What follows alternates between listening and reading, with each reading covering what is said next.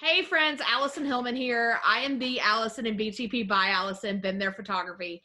And this is a presentation of Lady Boss Branding with the 3-2-1 blast. I am bringing you the best St. Louis has to offer in the way of small business. Today is no exception. I have the glorious Michelle Walsh. She is the owner of St. Louis Bookkeeping. And my favorite thing about your business, Michelle, is when you're so passionate about what you do and you just are an invaluable partner for small businesses. Just to one, if we wanted to be accountants, we would have started an accounting business. So those of us that just find it impossible to do the little things, whether it's the state taxes, things like that, but just the way that you provide the education piece to all your clients and even people that are not your clients, just you are an invaluable resource. And I don't know if you know that, but now you do. Oh, thank you. So I know you're a local girl. You went to Truman State. You started in retail. So why accounting?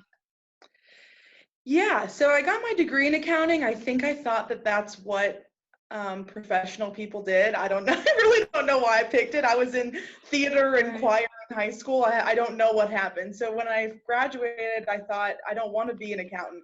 And I went into retail management for about 8 years and had some friends that needed a bookkeeper for their business. Thought I would help them out, and the rest is kind of history. And so I found a way. To me, being an accountant meant sitting in a cubicle and, hating my life and, just working around a bunch of people that, were kind of not social and all of that. And so it's really helped me, I get to learn about all of these businesses that people are so passionate about. I have photographer clients and like a butcher that's a client, and insurance agents and attorneys and all of these different things. And so I get to help them, see their business succeed and learn a little about them on the way. And so I kind of just found my way back to accounting years later. So we are in a bizarre time for businesses right now. Do you have a piece of advice for a small business owner that just a piece of advice right now with everything going on? I think the big thing is that, is getting informed, and there's so much happened on Friday with loans and aid and even forgivable loans to be able to keep up on your payroll and your rent. Forgivable meaning you don't have to pay it back. All of us accountants and people in this industry, we're scrambling. I have a call tonight to learn more about everything rolling out. The payroll assistance loan I was kind of talking about that you don't have to pay back, that is not even able to be applied for yet. So obviously we're in times. Congress, everything got signed by President Trump and everything on Friday. And so now we've never done this before. So banks are having to figure out the application process, how it's all going to work. I think they have 15 to 30 days to roll it out. And just right now is, if you're interested in those things, learning, what you need to do and getting your bookkeeping, taxes, all of those things in order, because of course you're going to have to supply that to be eligible for those things. Sure. Perfect. All right. So for those of you at home, as I always say, business should be personal, and you should find someone, especially in bookkeeping, that would match your business philosophy and just match your, maybe if you want a boring, stuffy accountant, then Michelle is not for you. Maybe not, but you should definitely. So let's go over. It's time for the 3-2-1 blast questions. Okay. I know you don't overthink this. Okay. I'm going to set my timer. Okay.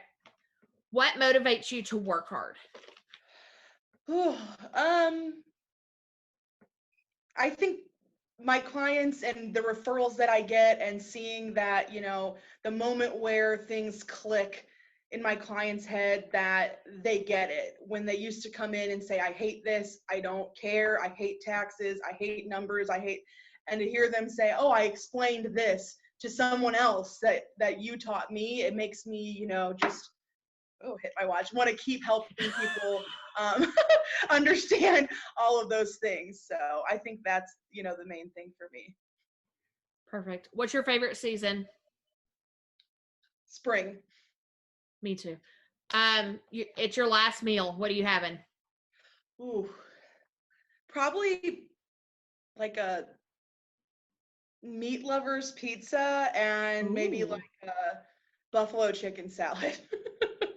Okay, Those are that's probably my two favorite things. right on. Do you have like a business motto, family motto, or just anything that you just really live by?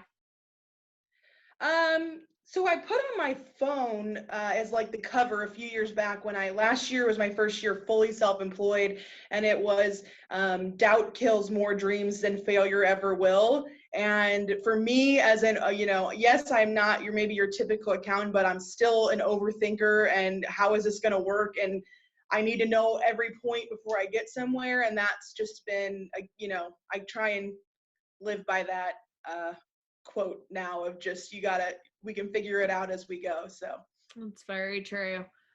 Roller coasters, yes or no? yes. What's your favorite roller coaster? Oh, I haven't been to Six Flags in years, but I would say I used to love the Screaming Eagle. Cool. Yeah. How many pairs of shoes do you own? Which season? No, I'm just kidding. I don't know. Probably I would say 30, 35 maybe. That's not bad. Yeah. Is there one thing that you'll never do again? Whew.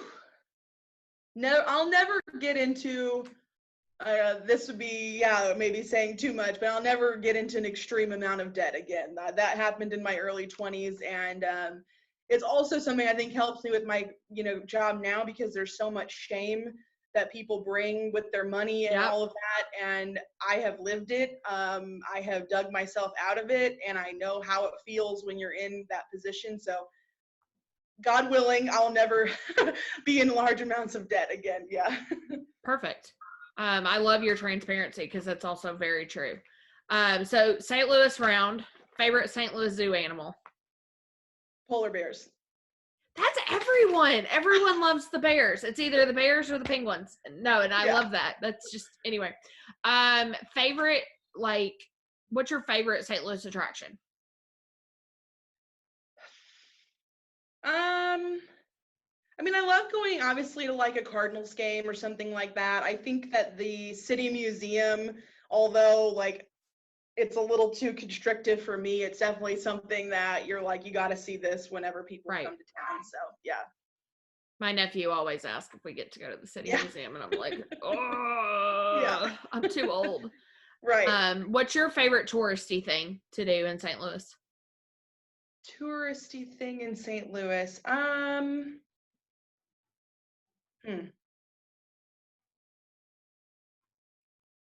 Maybe I don't do any touristy things in St. Louis.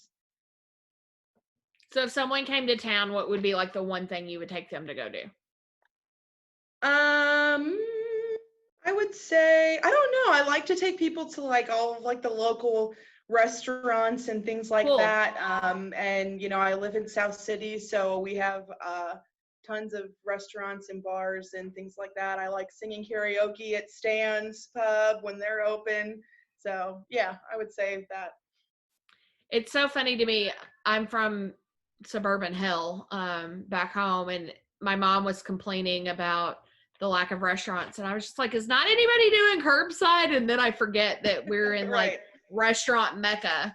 So no, Newburgh, Indiana does not have curbside at the good places. All right, so last question that I've been asking everybody, why you? Why St. Louis bookkeeping?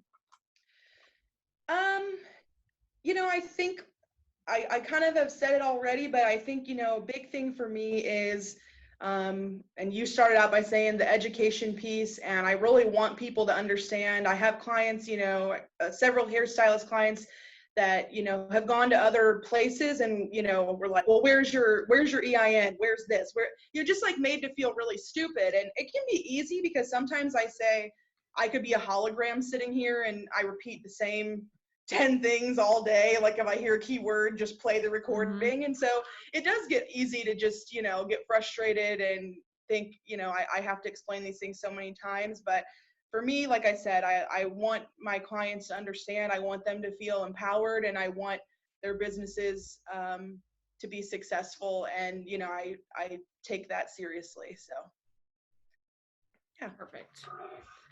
All right. This has been another episode of Lady Boss Branding 3-2-1 Blast. The old saying goes that when a small business owner makes a sale, they do a little happy dance. Michelle, thank you so much for being here. You're welcome. Thank you for having me. It's my pleasure. Thank you. Yes. Make sure you shop local and put a little groove back into our world. Have a great day.